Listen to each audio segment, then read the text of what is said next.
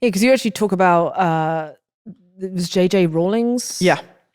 And because actually it was women that would create the markets. That's right. Often. That's right. They were called market women. To this day. They were setting the prices and well, they weren't setting prices. The prices was emerged naturally. Yes. Through trade. Yes. And J.J. Rawlings was so dedicated to socialist price controls. You can't set the price, that he would literally bash their babies' heads in as punishment. So what you have to understand is a lot of these African liberators, by the way, were trained in the West during times when socialism was en vogue. No respectable intellectual was not socialist. All of them were, for the most part, socialist.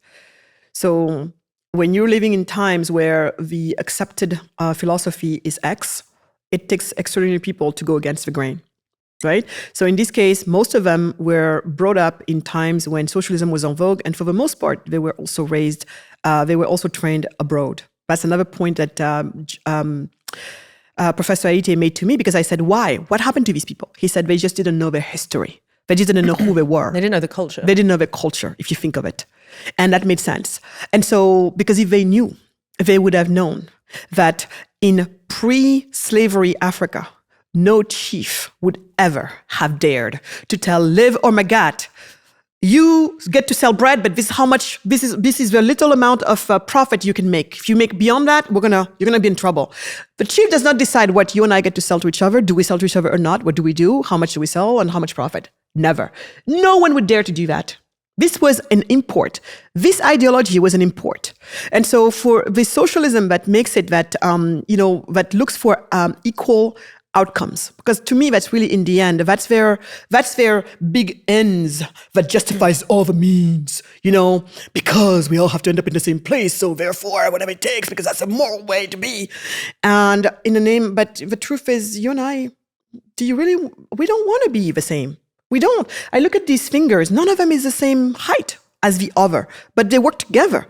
And so my point is, so that's what happened. So these people brought these ideologies that were completely foreign to us. Completely foreign. And our people drank it. They drank the Kool-Aid. They didn't think. Because when he was doing that, when Rawlings was doing that, he was telling me right away he did not know to which people he belonged to in the first place. To this day, markets in Africa are dominated by women. And many African societies were matrilineal, meaning the child would carry the name of the woman. The Amazons, many people think Amazons are these exotic ladies somewhere in the Amazons because of the name. Do you know where the Amazons are from? Benin.